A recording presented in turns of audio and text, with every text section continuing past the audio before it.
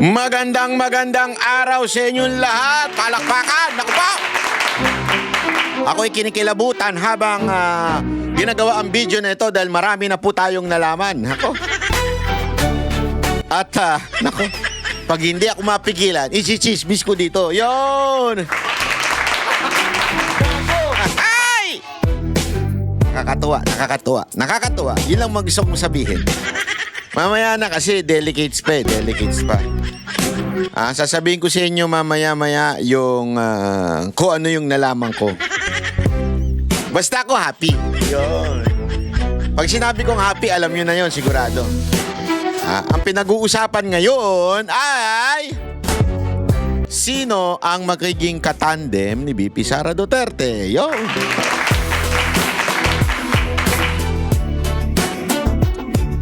Actually, parang ayoko nga mag-video ngayon kasi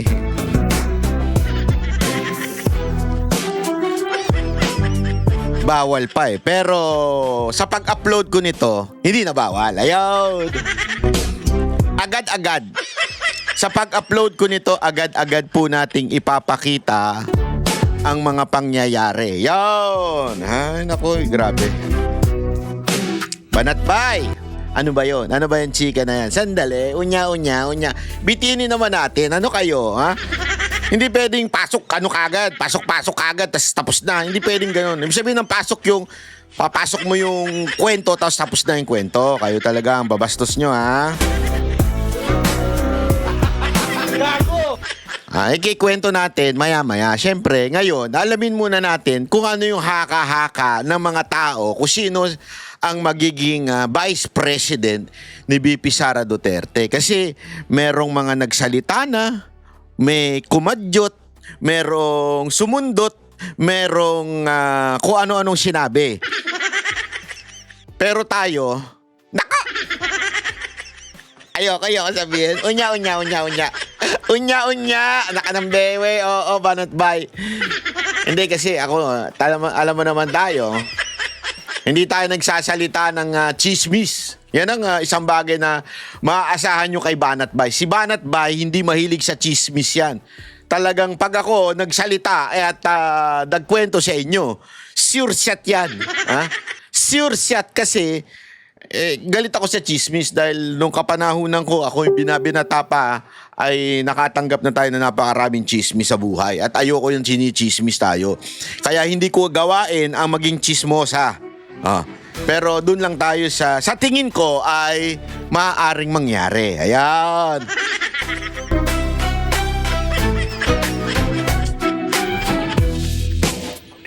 Ay nako, di ko alam kung sasabihin ko ba dito o hindi. Pilitin nyo muna ako. Lagay nyo muna sa comment. Sige na, Banatbay. Sige na, Banatbay. Sabihin mo na. Sandali, unya. Eto na, sasabihin ko na rin. Sasabihin ko na rin dahil alam nyo, ayoko nga. Ay, nako. Alam mo, eto, marami nagsasabi si Senator Amy. Yan ang unang kagad lumabas, di ba? Napabalita kagad dyan. Si Senator Amy ang magiging kapartner ni VP Sara Duterte. Yan ang nadidinig natin, di ba? Unang kagad, binitawang kagad yan ni Robin Padilla, di ba? Na sabi ni Senator Robin, wala nang iba kung hindi si Amy, VP Sara Amy Marcos. Pero agad-agad din po na medyo iba ang naging tono. Ay, naku, bakit kanyo? Kasi may interview bago si Robin, di ba? Iba sinabi ni Robin. Sabi ko nga, mukhang napag-isip-isip to kasi medyo binas siya ng taong bayan Binas siya ng taong bayan at alam naman natin, pag binas siya, medyo naano siya. Siguro, kaya napaisip ng iba ang sasabihin. Pero isa ang sigurado tayo, mga kababayan. Ano yon, Banatbay? Eto. Ayaw, naku po. Ayan po yun. nagkaroon po tayo ng pagkakataon na ma-exclusive si VP Sara Duterte. Nako po. Ma-exclusive si VP Sara Duterte sa Vox Populi. At nangyari yan kaganina. At at ngayon nga, habang nire-record ko, hindi pa pwedeng ilabas. Pero ilalabas ko na kasi pasaway si Banat Bay. Hindi ko ilalabas. Antayin ko muna may maglabas ng teaser ang SMNI bago natin ito ipopost. Bago ko ito ipapublic. Pero pag public natin ito, sure na may nilabas ang SMNI na balita na na-interview natin si VP Sara Duterte pag nailabas na yung teaser. Yun, palakpakan. At alam nyo mga kababayan, sa atin lang. At ako'y I'm so honored kasi si VP Sara Duterte mailap po ito. Mailap po ito sa interview at mailap po to the point na kinabahan talaga ako. Kaya kung makikita ninyo, may hawak akong papel. Bakit? Isinulat ko muna yung mga tanong. Hindi ko pinabasa sa kanya, syempre. Surprise attack. Pero sinulat ko kasi mamaya mag-stutter tayo. Alam mo naman, hindi naman tayo ganun bihasa mag-interview. At gusto ko talagang inipon ko kasi yung mga yung mga tanong, 'di ba? Inipon ko yung mga sinabi ninyo sa social media. Sabi ko sa inyo, binabasa natin yung mga comment nyo. Inipon ko rin yung mga sinasabi ng iba pa. By the way, kasama po dyan si Boss Dada. Nandun siya sa kabila. Hindi nagkasya dun sa picture kasi masyado siyang malaki. Hindi. Biro lang, Boss Dada. Gago! Hindi ko pa lang nakuha kasi yung picture na kasama si Boss Dada, kaya hindi ko na i-post. Pero kasama ko po dyan si Boss Dada na nagulat ako dahil tayo po ay nabigyan ng pagkakataon na interviewin. First and exclusive interview ni VP Sara Duterte after niya sabihin yung speech. Kauna-unahan, exclusive sa SMNI, Vox Populi. Banateros lang. Yon, panalo. At ikikwento ko ngayon sa inyo. Pero bago ko ikwento yan, pabitin muna tayo. Unya-unya. Tingnan muna natin yung mga gusto, yung mga pangalan na nag-iingay kung sino ang magiging katandem ni Vice President Sara Duterte. Okay? So, yan ang muna nating pag-uusapan ngayon. Kasi, alam nyo, kanina po, ito, sandali lang. Nasaan na ba yung interview? Ito. Ayan. Sino ang tandem? Ayan ang kailangan nating malaman, okay? Kasi merong mga naglalabasan eh. Ito muna, play na natin to. Sa pag-arangkada ng presidential bid ni VP Sara, nagsisimula na rin ang layag para sa mga posible niyang running mate. Ang tila nagpapataas ng kilay ngayon ang umuugong na Duterte Aquino tandem. Naku po! Yan ang agenda report ni Dexter Benide ng Abante. May alam ako pero di ko sasabihin. Mamaya na. VP Sara Duterte, Bam Aquino. Naku. Bakit? Pero i-play muna natin yung news. Ako si Sara Duterte. And the search begins. Tatakbo Kasunod ng deklarasyon. Grabe, no? The search begin. Ito, dito ka matatawa eh. Dito ka matatawa talaga na kaya sure shot si VP Sara Duterte. Hindi ang tinatanong sino makakalaban niya. Ang tinatanong sino ba kasama niyang mananalo. Hindi niyo ba napansin yun? Hindi kayo nagtataka? Mga nakaraang pag-amin ng mga tatakbong presidente. Di ba? Hindi naman ang tinatanong kung sino yung kasama mo. Baliwala nga yung vice president usually, di ba? Ang unang tanong dyan, sino yung mga lalaban sa'yo? Sa katunayan,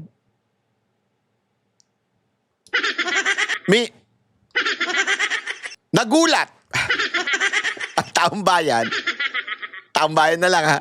Alam niyo na pag sinabi kong taong bayan, alam niyo na ha. Tayo nagkakaintindihan ha pag taong bayan. Taong bayan. Ito ang ating taong bayan. I mean, ito ang boses ng taong bayan. Ito si VP Sara Duterte. Ang sabi ko nga, alam mo, sinabi ko sa kanya, ma'am, alam mo, ganda ng napili ninyo. ang ganda ng napili ninyong, sa tingin ko, ang magandang mapili ninyong kulay ay itim. Kasi ang itim ay banateros. Biro lang. Ang magandang itim. Kasi kung maalala nyo yung power to the people. You know why? Because nowadays, now at the present moment, the power belongs to the Congress. The power belongs to the Senate President. The power belongs to the President. Yeah? Ngayon, naghahari ang mga politiko. Kung ano sabihin nila, yan ang masusunod. Kung ano sabihin ni Remulla, yan ang masusunod. Kung ano sabihin ni John Vic, yan ang masusunod. Ganyan na nangyayari sa bayan natin ngayon. Politiko ang boss. Politiko ang may kapangyarihan. May say sa buhay natin. Pero hindi yan ang konstitusyon. Ang konstitusyon, sinasabi na the power of the politicians and government official emanates from the people. So, ibig sabihin, the power belongs to the people o power to the people. Kaya ang tema tama-tama, ang itim. Diba? Kung maano nyo sa mga kasaysayan, yun nakalagay dyan. Power to the people. Kasi importanteng maunawaan natin yan. Na dapat ibalik ang kapangyarihan sa konstitusyon. Let the Constitution rule again in our country. Now, wala nang ganun Hindi na nangyayari yun Ngayon, the power belongs to the Dalo brothers. The John Vic and Boying Remulla. Yan ang totoo. They almost control the entire power of the government. And the Romualdez. Marcos, Romualdez, and the Remullas. Yan ang talagang nagko-control. Ngayon, let's give it back to the Constitution. And the Constitution says, the power emanates from the people. Kaya nga ang ganda ng black power to the people. Di ba? Ang ganda niyan. Agad-agad maglalabas tayo ng t-shirt at mamimigay tayo niyan. Sino may gusto, taas nyo lang kamay nyo, sulat nyo dyan. Ako, Banat Bay. Hindi, gagawa tayo ng mga tayo maglalabas tayo ng sariling pera natin. Maglalabas tayo ng sarili nating magtatabi tayo ng pera at tayo ay sasama sa kampanya at mamimigay ng t-shirt. Di ba? Ngayon pa lang, simulan na natin ang pangangampanya para sa ating susunod na Pangulo. Bakit? Alam natin na mananalo si VP Sara Duterte. Huwag lang dayain. Sure tayo dyan. Kasi nga, to the point na, isipin nyo to mga kababayan, to the point na pinag-uusapan yung Vice President. Hindi pinag-uusapan kung sino yung kalaban niya. Dahil wala nang kwenta yung kalaban niya. Magmumukha lang tanga, mag-uubos lang ng pera, maaari. Or, kukulimbatin na lang yung pera. Kaya nga, ang pinag-uusapan ngayon na mainit ay sinong Vice President niya. Di ba? Na ating mamayang sasabihin ang, ayoko na. Baka pagalitan ako ngayon. Pero dahil mahal ko kayo, sasabihin ko yan, unya-unya. Unya-unya. Tuloy mo na. Vice President Sara Duterte para sa kanyang presidential bid sa 2028. Ang tanong naman ngayon, sino ang kanyang magiging running mate? Sa mga nakalipas na dekada, madalas nagmumula sa Senado ang kandidato sa dalawang pinakamataas na posisyon sa gobyerno. Si Joseph Estrada, na naging Vice President ni Fidel Ramos. Si Gloria Arroyo, na Vice ni ERAP. At si Kabayan Noli de Castro, na VP ni Gloria. Pero sa most recent politics sa Pilipinas, mula sa lokal na pamahalaan ang mga naging Vice Presidente. Gaya ni Makati Mayor Jojo Binay na Vice President ni Pinoy at Davao City Mayor Inday Sara ngayon na Vice ni PBBM. Ngayon, maraming mga incumbent senator ang matunugang pangalan para tumakbo sa mas mataas na posisyon sa 2028 at posibleng maging running mate ni Inday Sara. Una na rito, si Senator Amy Marcos, na Hunyo pa nung nakarang taon pinaputok ni Senador Robin Padilla na imamanok niyang katandem ni Sara sa 2028. Nako. Panahon na para maramdaman ng mga Pinoy ang girl power. Pagka umiikot ako sa ibang bansa, yung lagi sinasabi ko, gusto ko talaga Sara ay Ikaw lang nagsabi nun, Senator Robin. Sorry pero love ko to si Senator Robin. Ano natin to, talagang naniniwala ako dito kasi alam mo, simpleng tao lang nito pero grabe. Kasi akala nung iba, sinasabi nila kasi alam naman natin yan ng mga tono ng iba, bobo to kasi artista. Pero alam nyo ba, isa ito sa pinakamaraming naipasa, na submit na bill o batas na makakatulong sa bawat Pilipino. Simple lang to pero rakto. Grabe, ang dami nitong Pero this time, Senator Robin, I totally disagree with you. Huwag ka mag-alala. Hindi lang ako, pati ang taong bayan. Ay, patay tayo dyan. Banat bay talaga, oh.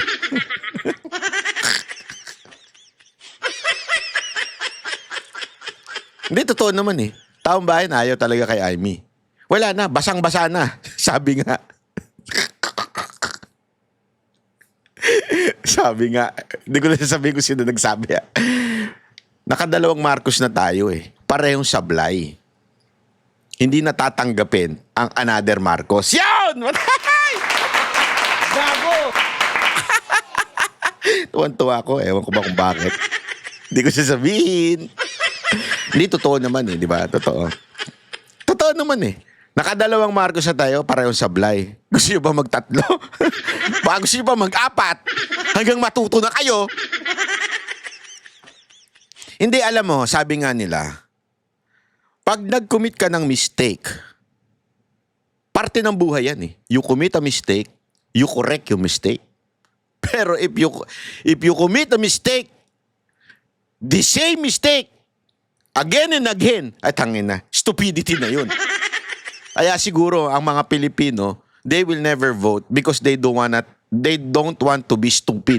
Ayaw maging tanga ng mga Pilipino. Tama na yung isa eh. Wala na nga, nagkamali na nga tayo, inulit pa natin. Di ba? At nagkamali na nga tayo, don't tell me, uulitin nyo pa rin ang pagboto sa isang Marcos. Hindi lang kayo tanga nun. Sagad sa katangahan na.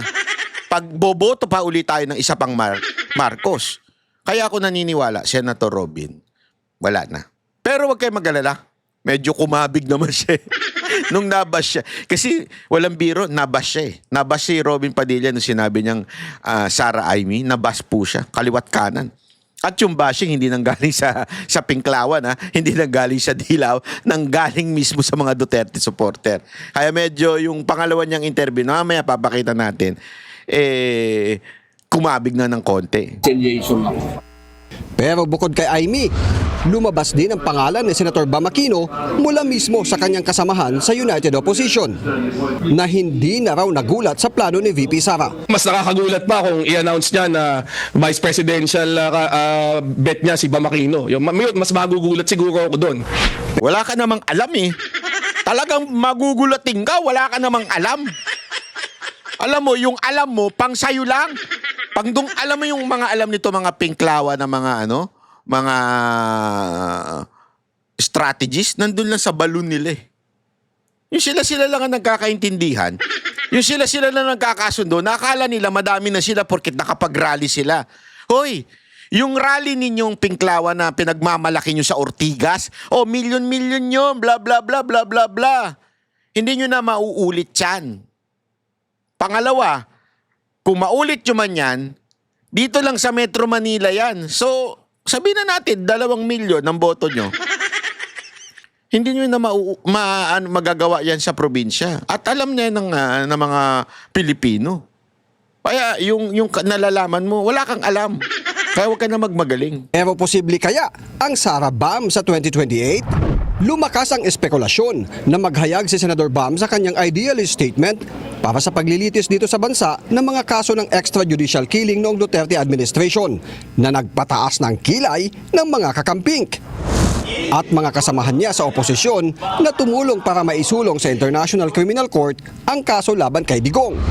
Hanggang ngayon kasi, hindi pa malinaw kung ano ang intensyon ni Senator Bam sa pagbibitiw ng kontrobersyal niyang pahayag. Magme-make sense lang yan kung nag-audition siya para maging vice president ni Sara Duterte. Pero Alam ko kung bakit ganito ang tono nito. Amaya ko sasabihin.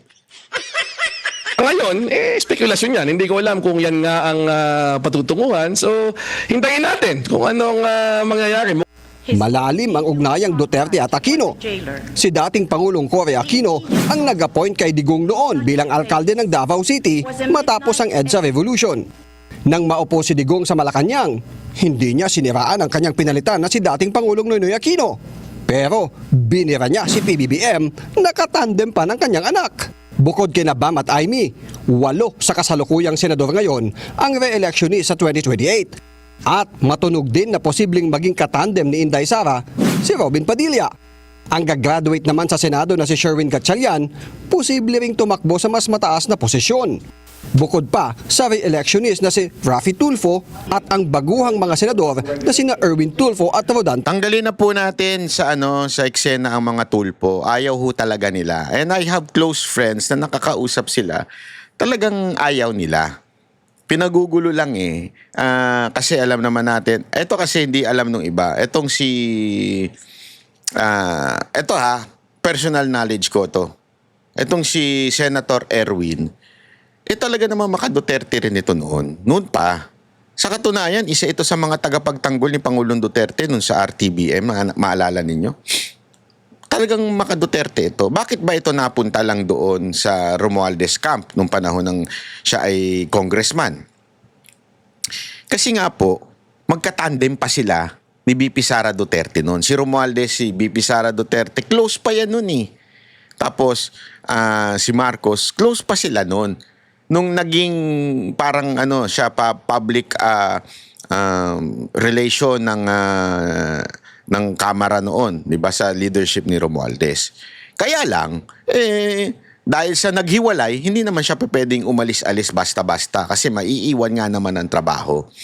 And meron akong mga naririnig na info na malalapit sa kanila na talaga namang wala silang plano tumakbo sa 2028 para kalabanin ang mga Duterte. 'Yun ang kwento sa akin. Kaya let's remove the option na tatakbo itong mga Tulpo. Ewan ko, si Senator Raffy, medyo napapabalita, pero ang balita ko lang naman din, hindi daw talaga siya interesado. Kahit anong mangyari, hindi siya interesadong tumakbong presidente sa 2028. Re-election daw ang gusto niya. Yun ang pagkadinig ko. Kaya spare na natin yan, wag na natin yan pag-usapan. Pag-usapan natin yung mga iba. Tulad nito, si Marcoleta. Para sa agenda, Dexter Ganibe, Abante. Ayan. Pero ito, papakita ko lang sa inyo yung ibang statement ni Senator Robin Padilla. Alam mo to, si Senator Robin Padilla, itong idol ko eh. Hindi sa dami ng asawa. Una-una, wala akong asawa.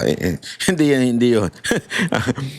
Idol ko to kasi simpleng tao lang ito. At talaga nga namang grabe loyalty dito sa Pangulong Duterte. Kaya nga niya sinabi ito. Pansinin niyo hindi magandang pakinggan to kung ikaw ay politiko. No, kaya lang hindi naman siya politiko eh. Wala siyang pakialam sa politika eh. Wala siyang pakialam at talaga namang sa kanya, kung ano yung nasa loob ko, yun ang sasabihin ko. Oh, totoo naman, sabi niya pagka si Pangulong Duterte magsabi, go ako. Pag sinabi ni Pangulong Duterte, susunod siya. Oh, ito, pakinggan natin Pag-utos si Digong, walang pwedeng mag-utos sa akin kahit sino, si Digong lang. Kasi ayaw ko talaga ng politika. Alam naman lahat ng mga nanay ko, alam yan, mga kapatid ko, asawa ko. Basta sinabi ni Digong, susunod ako. Sino naman ang... Grabe, no? Grabe yung kanyang, pwede siyang masira dito yung ganito niyang statement.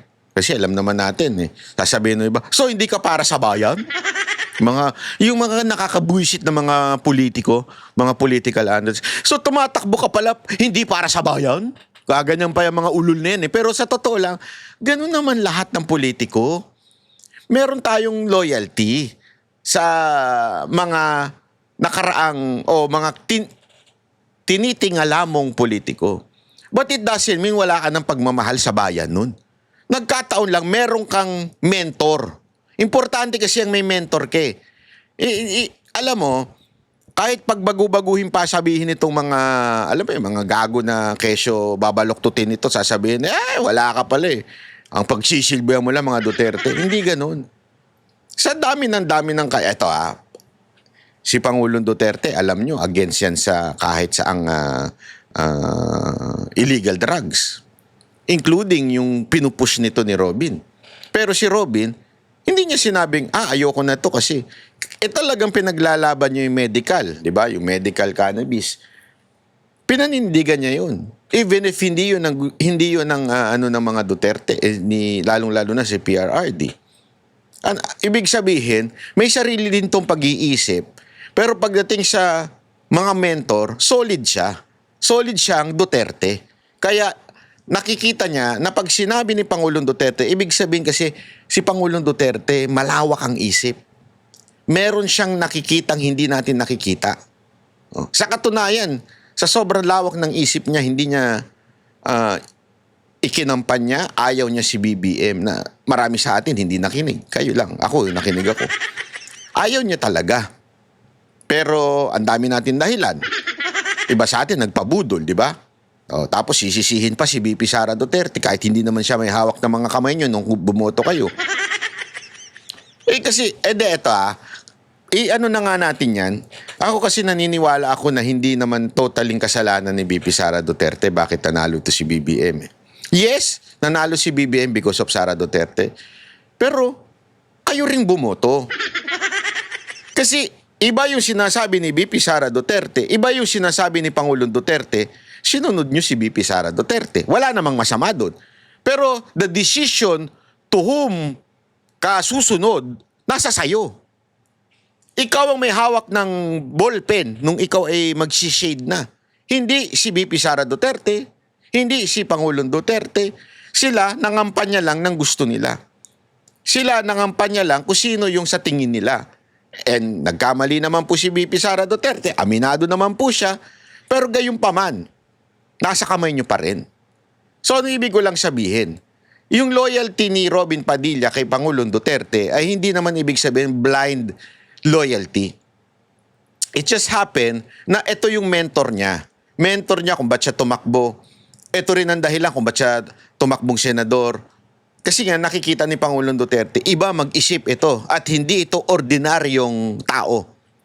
Alam mo, ganyan si Pangulong Duterte. Kung alam nyo lang sana, hindi ko lang kasi I'm not authorized to tell you names.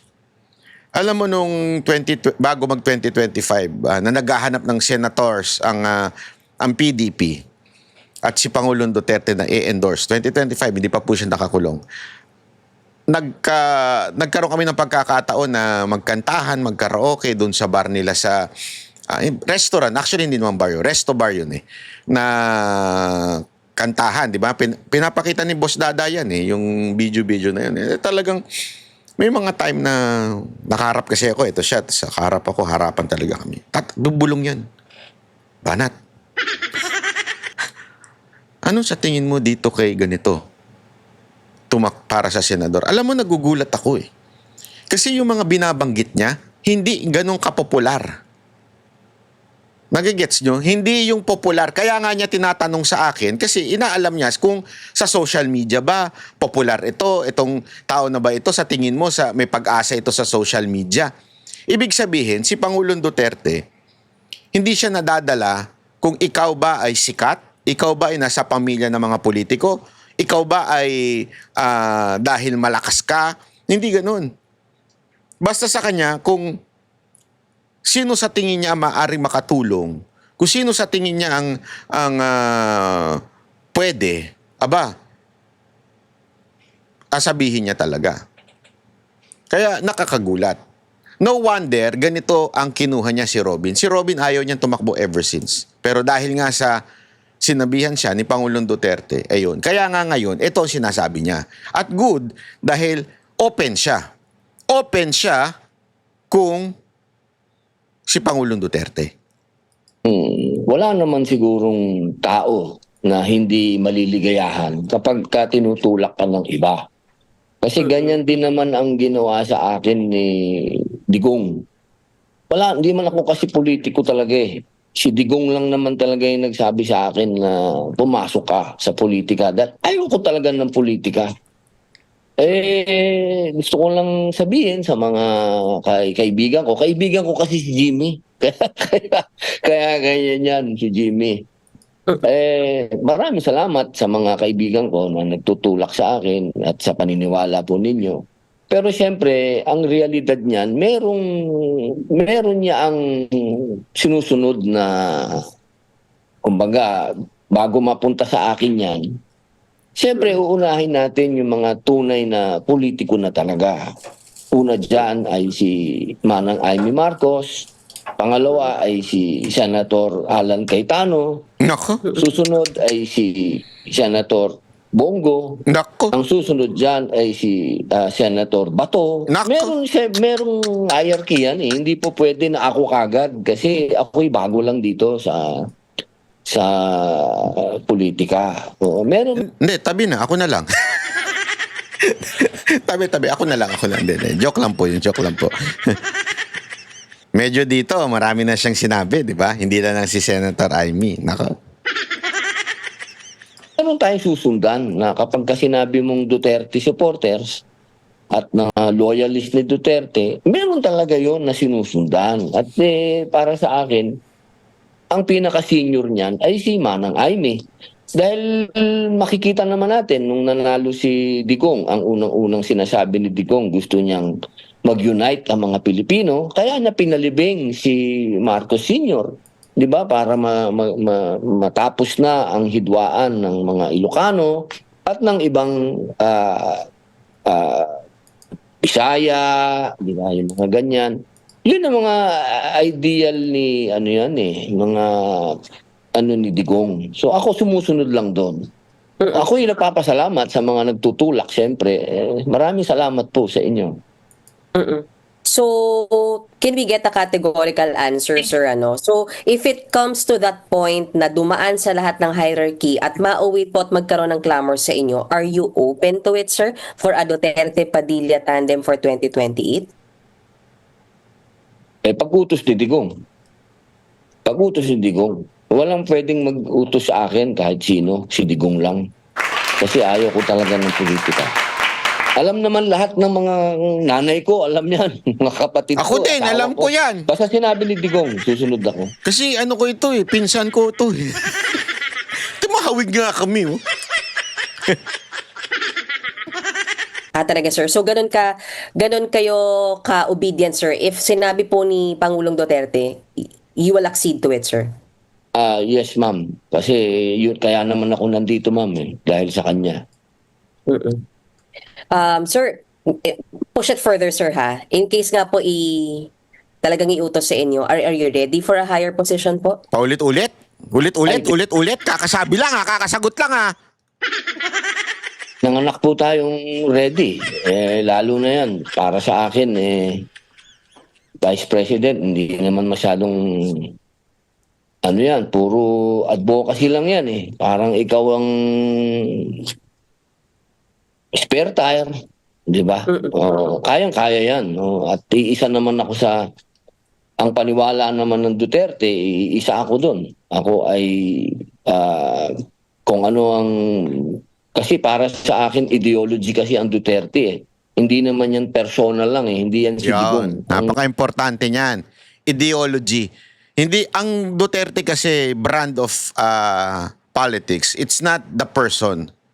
It's the entire, kaya nga pansinin nyo, the entire family is really different. Si Baste, si Pulong, si BP Sara, at siyempre si Pangulong Duterte. Tingnan nyo, sila lahat, number one, simple. Nakikita niyo yun sa dahig nga Nakwento nga sa amin Kwento ko na ba? Sige na nga. Ito lang naman, di naman siguro to sensitive. Kasi parang sinabi namin sa kanya ng ganito, Ma'am Vice, alam mo, demonyo ang gobyerno natin Sana po mag-iingat talaga kayo kasi kung hindi man kayo ma-impeach, malamang sa malamang papatayin talaga kayo. Yun ang sinabi ko po yun. Kapal ang mukha ko Sabi niya, actually may threat naman talaga. Alam na namin yan noon pa. may threat sa kanya. Tapos biglang may humirit Nagwo-worry nga kami dahil naglalakad kayo sa dahig. Ang dami pa namang komunista dyan. Diba? Bintangan ng komunista dyan.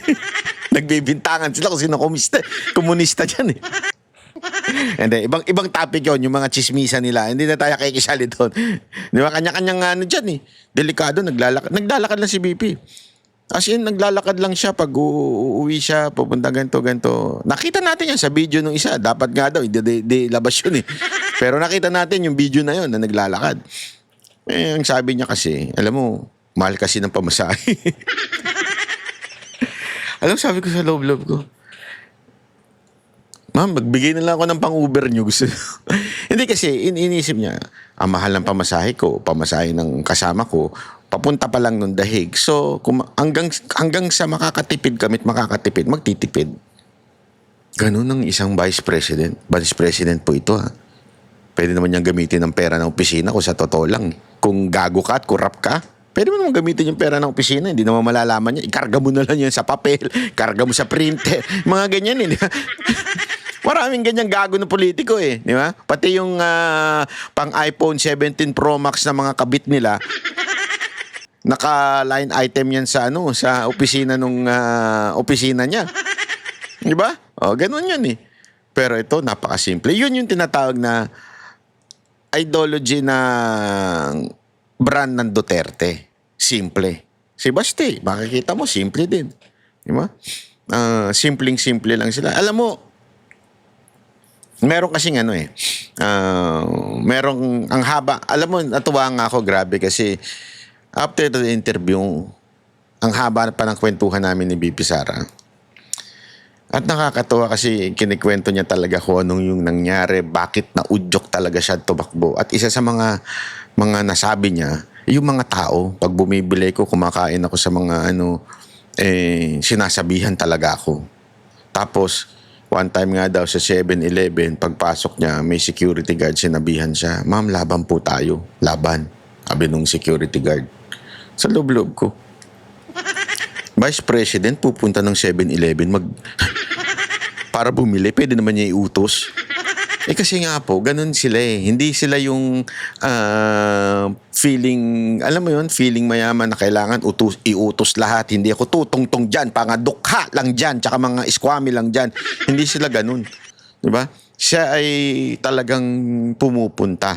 At yun nga, at because of that, because of that, kaya siya naengganyo. Sinabi naman niya sa speech because of mga tao nagsasabi sa kanya na tumakbo ka na, kailangan ka namin, ikaw ang mag-ayos ng bansa namin. Yan malinaw naman sinabi niya sa kanyang speech.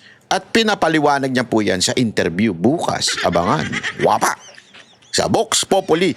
Breaking news. Exclusive. Maniwala kayo sa akin. Kasi,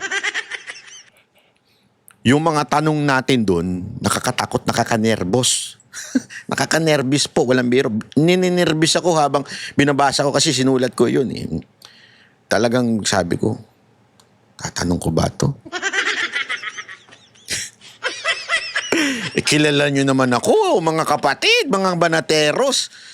Pasmado rin ang bunganga ko So meron talaga tayong mga tinanong na hindi maitatanong ng ibang media. Hindi kaya kasi takot At saka kung hindi man takot basta yun malalaman ninyo sa Vox Populi Sabado.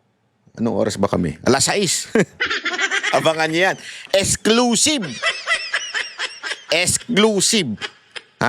Unang pagkakataon na in-interview si BP Sara Duterte sa kanyang speech. Ito, panoorin natin. Makakausap natin ngayon si former Chief Presidential Legal Counsel Salvador Panelo. Magandang gabi po sa inyo, Attorney Panelo. Magandang gabi, Villar.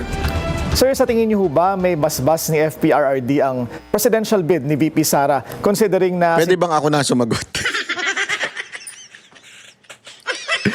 Hindi, ito haka-haka lang naman ni Panelo. Pero bukas malalaman ninyo kung ano talaga ang tunay na kwento. Sabi noon ng dating Pangulo na the presidency is not a woman's job. Sa akin, I have no personal knowledge on that, but But, Hindi naman actually yun ang sinabi ni Presidente Tama. Duterte noon. Ang sinasabi ni Presidente Duterte noon, naaawa siya sa kanyang anak na maging Yun. presidente sapagkat napakahirap maging Yun ang presidente. Ay context. maranasan ng anak niya yung dinaranas niya Yun. at the time that he was president. That's Yun the ang context. pinaka-context nun. correct. Eh, kasi, At ano ho ang masasabi? alam nyo na, mini-misquote ng media yan eh. Akala ko ba ayaw mo ng babae?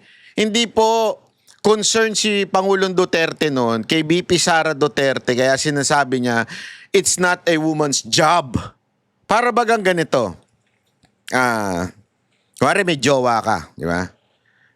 Biglang gusto niyang mag-drive. Tapos kasama pa yung anak mo. Di ba? Siyempre, sabi nung, hindi pala jowa, asawa mo, sabi mo na ng asawa mo. Sabi nung asawa mo, sweetheart, ano ba mga tawagan ngayon? Honey, gusto ko matuto mag-drive kasi para madala ko, mahatid ko sa sa sobrang delikado ngayon sa karsada. Alam mo naman, napakaraming kamote rider, kamote driver, kamoteng naglalakad. Nakakatakot eh. Sasabihin mo siguro, alam mo, it's not a woman's job na na maghatid. Ako na maghahatid, 'di ba? Wag na ikaw. Para hindi delikado. Paano kung nabutas yung gulong, bababa ka, kung bigla kang hold upin, ya? Alam mo yung pag nabangga ka, pag bubuling ka nung nabangga mo. So, yun yung context na it's not a woman's job na ganyan. It's not because hindi mo kaya o wala kang kakayanan o masyadong feminist yung reaction na gano'n na pag ayaw mo siyang pag-drive. Hindi. It is just because yung kasama doon sa aspekto ng pagmamaneho. Hindi lang naman kasi pagmamaneho eh. Paano kung nagkaroon ng disgrasya? Paano kung na-flatan ka? Bababa ka, kung iaanuhin mo. Paano mo inflate yun? Paano mo aanuhin yun? Hindi mo naman pwedeng ikaw magaganon, di ba? Hindi kakayanin. Kasi nga, physically. Hindi naman ibig sabihin nun, hindi mo kaya mag-drive. O wala kang kakayanan. Naano lang siya. Especially ikaw, tatay ka, naranasan mo yung hirap ng pagiging pangulo, stress ng pagiging pangulo, nangayayat ka't lahat. Ikilala niya to si BP Sara Duterte. This is the person who can do jobs na kaya niya na pero alam niya mai-stress at mapapagod. Siyempre, kung ikaw isang tatay, sasabihin mo yun, di ba? Kasi nga, concern ka. That's the only thing about the statement na sinabi niyang yan. Ninyo sa timing ng announcement, masyado hubang maaga ang deklarasyon ni VP Sara o tama ang kanyang estratehiya? Sa akin alam na naman ng lahat na tatakbo siya. Lahat ng galaw ay talagang pointing to the presidential run in 2026. Kaya sa akin alam na hindi, kumbaga deklarasyon na lang na formal. At sa tingin ko rin, yung kanyang pagdeklara ay ang pagtanggap niya sa hamon ng tadhana na pangunahan niya na siya'y mamuno na at iangat niya na ang ating bansa sa malawak na katiwalian, malawak na problemang bumabagabag na hindi nabibigyan ng solusyon ng pangkasalukuyang administrasyon. At expectedly, Attorney Sal, maraming lumulutang na pangalan, pero para sa inyo, sino ang dapat maging katandem ni VP Sara sa 2028? Dalawa lang ang nasa isip ko dyan. Sino? Kung hindi si Robin Padilla o si Bongo. Yon. Ano ho ang ma-achieve ni VP Sara kung either of the two ang kanyang pipiliin? Abe, pareho malakas malakas pareho. Si Robin, nakita naman natin, nag-top notcher. Ganon din naman si Bongo. So wala kang mapagpilian sa dalawa, pareho malakas Talagang mananalo. Game over na yan pag yung dalawang yan, either or. Apat na ang inihaing impeachment complaints laban sa Vice Attorney Sal at tingin ng mga kritiko, paraan lang daw ang kandidatura ni VP Sara para takasan ang mga ito. Ano ang masasabi ninyo rito? Alam po ninyo, yung impeachment is a political game. Political process yan Kaya yung sinasabi nila na dahil nagdeklara siya para yung mga nandyan magbaliktaran. Unang-una, whether magdeklara siya o hindi, formally, alam ng mga yan na tatakbo siya. Hindi na matatakasin niya, talagang patakbo siya. Kaya Alam mo, napakaganda ng sagot ni BP Sara dito, ha? Yung tinanong namin yan. Kasi, ma'am, sabi nila kaya daw nag-declare ka kasi para takutin itong mga congressman. Tumawa siya.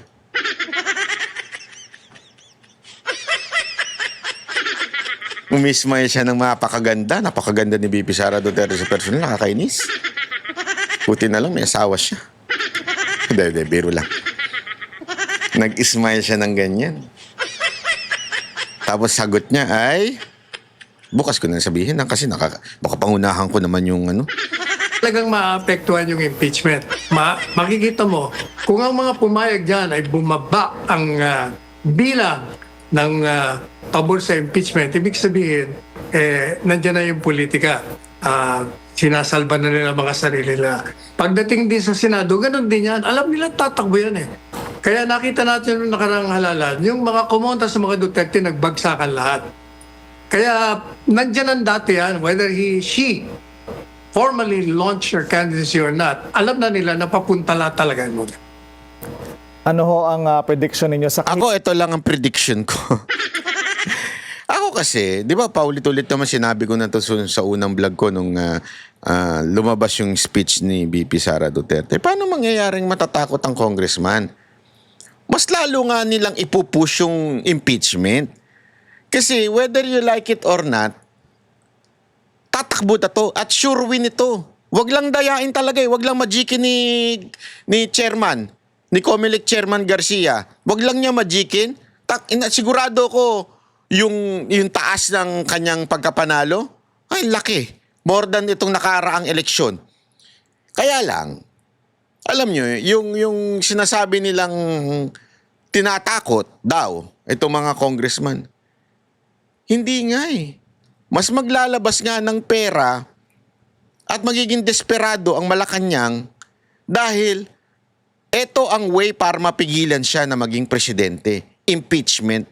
So they would do everything with all their power, money, and gold.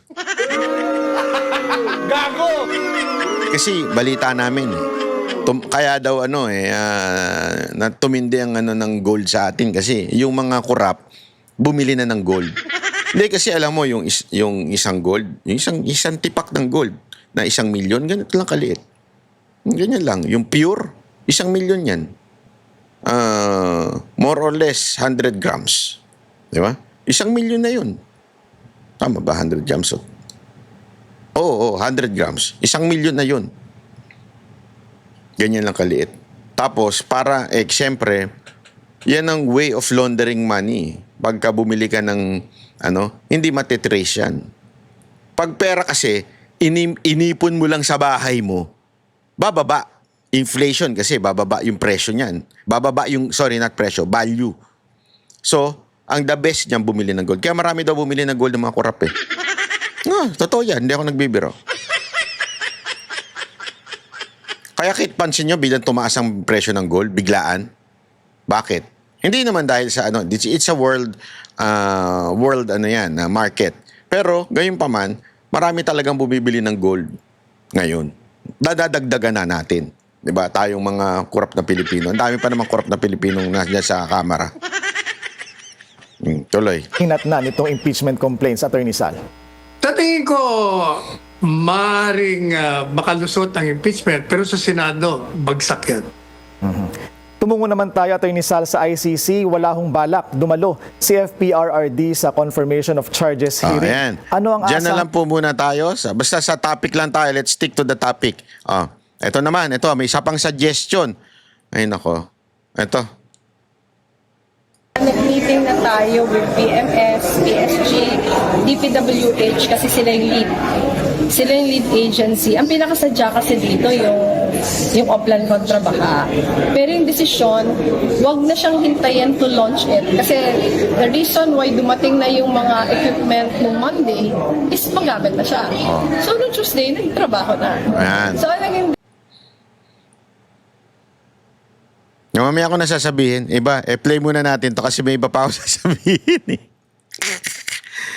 Ay, nako. Ito. It's no secret that Vice President Sara Duterte is a strong contender, well, at least based on surveys and some of the analysis of experts. But the next question there is, what would it take to beat Sara Duterte in 2028 for the presidency? There are now talks of an alliance possibly forming between the administration, the Marcos administration, and the traditional opposition. There's even that meeting set to take place this weekend between the President and former VP Lenny, although they did say, Yusek Castro clarified, walang usapan dyan ng alliance. It's only about the Kontrabaha program. But how are you reading that possible alliance there? When you speak of surveys, Pawi, you have to understand that Sara is getting about 30% of the respondents, 30%, and there's still 70% out there who they don't like Sara Duterte. So this is the point. I think the best strategy to defeat Sara is to unify. People, and so the possibility of a Lenny Marcos, alliance, or Marcos that's in Nagturan but BBM can endorse, is something that can be formidable because and I hope people can because I see already some of the Lenny loyalists already cringing and a lot of the Marcos loyalists saying, some horrible things about, again, that particular possibility. But you have to understand that, what is the alternative? It could even be worse. So dito, sinasabi Lenny Robredo for president, which is under the administration slate. Okay? Yan ang sinasabi. Alam mo, posible yan. Sa daming pera ng administrasyon, posible yan. Kung maaakit si Lenny Robredo sa pera.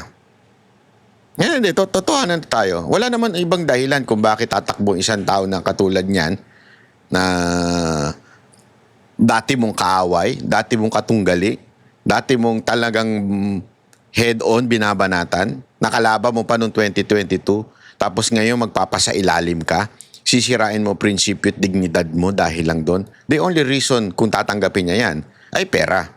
No, nothing else. It's money. Money and power. You want to retain the power and you want to retain to have money during the campaign. Yan ang talagang dahilan. Kung tatanggapin niya to, sa tingin ko, opinion ko yan. Puta, ang tindi ng banat nyo nun eh. Diba? Talagang pinandidirian nyo Marcos eh. Tapos bigla papayag ka na ikaw ang bata ni Marcos, tauhan ni Marcos. Oh. Pero ang isang pwede pang posible, mga kababayan. Sabihin ko na ba?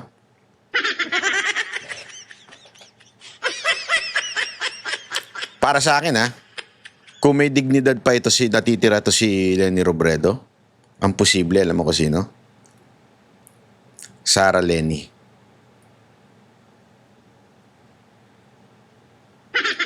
Maraming salamat po. Thank you very much. Pabitin ka, animal ka. Hindi, alam mo kung bakit? Tandaan ninyo, hindi naman ito kaila na si VP Sara Duterte at si Lenny Robredo magkaibigan. Matagal na magkaibigan yan. Naging magkalaban lang naman sa politika ang tatay niya at saka si Lenny Robredo. Pero magkaibigan yan noon pa. Yan ang balita ko. Yan ang naririnig ko.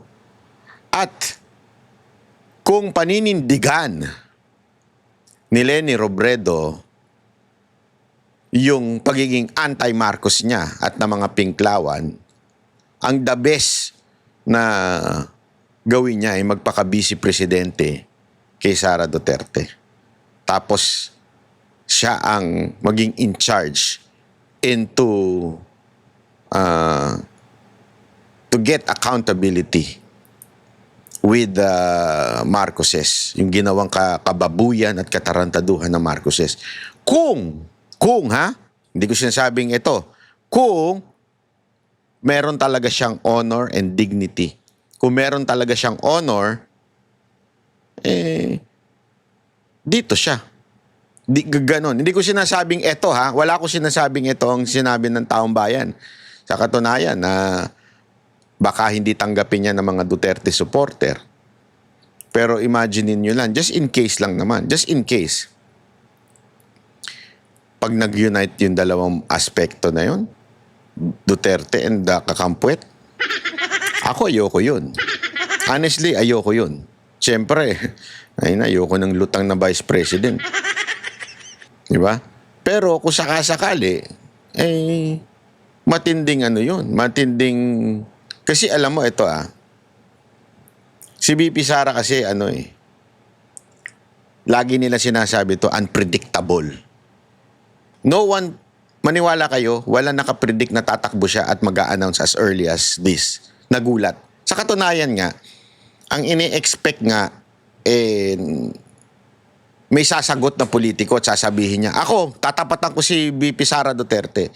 Pero dahil na-surprise ang lahat, as in lahat, bukas sasabihin lang sa inyo ni VP Sara Duterte kung sino lang ang nakakaalam na mag-a-announce siya. Bukas nyo malalaman sa Vox Populi. Saturday, hindi ko alam kung ano oras ko to upload Basta Saturday, 6 p.m. Diyan nyo lang malalaman kung bakit at sino lang ang nakakaalam na siya ay At nagulat kami nung nalaman namin. Nakakagulat. Kasi kaya pala, nagulat ang lahat. Ang senaryo kasi ganito. Dun sa, dun sa tawag dito? Dun sa OBP, nagpatawag ng press con. So may table, may press con. Di ba? May press con, tapos nandun yung OBP flag and logo. Tapos, biglaan pinatanggal ni VP Sara Duterte. Lahat, yung table, gusto lang niya yung pulpit o yung tapos pinatanggal din niya yung flag at saka yung flag ng OBP at saka logo ng OBP. Kasi hindi daw ito nandun na yung media. Kwento sa amin to, mga namin doon, mga kaibigan natin yung media doon. Nagulat daw yung media. Nagbulungan. Hala, magre-resign na si VP Sara Duterte. Nagulat sila. Yun ang talagang akala nila, magre-resign. Naka-ready na daw yung VP Sara resign. Sabihin yung meme na ilalabas nila, yung breaking news na VP Sara resign. Kasi nga, pinatanggal lahat. Tapos, nakaitim siya, lumabas siyang nakaitim. Nakikita na, malayo pala, nakikita na nakaitim siya. So, marami ng media ang medyo nawindang nung time na yun. Pero nagulat ang lahat. Surprise. Everyone nagulat in that room. No one in that room. Maybe few. As in, literally few. Ang nakakaalam na mag-a-announce siya ng ganun. Ganun katindi. Unpredictable si VP Sara Duterte. Ganun siya kalupit. You cannot read her minds. You cannot read her... hindi pala mind. Ewan ko, basta, her mind.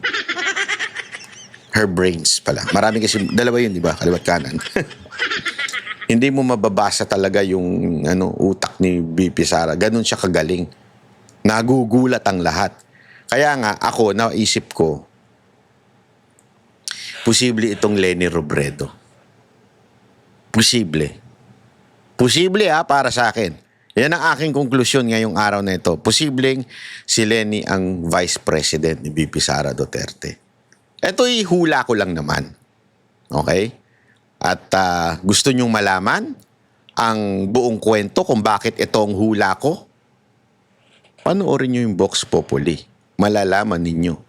Ito'y hula ko Hindi ko po sinabi ni VP Sara Duterte ito Hula ko ito. Bukas malalaman ninyo kung bakit ito ang hula ko. O mamayang gabi. Depende kung ano oras ko ito i-upload.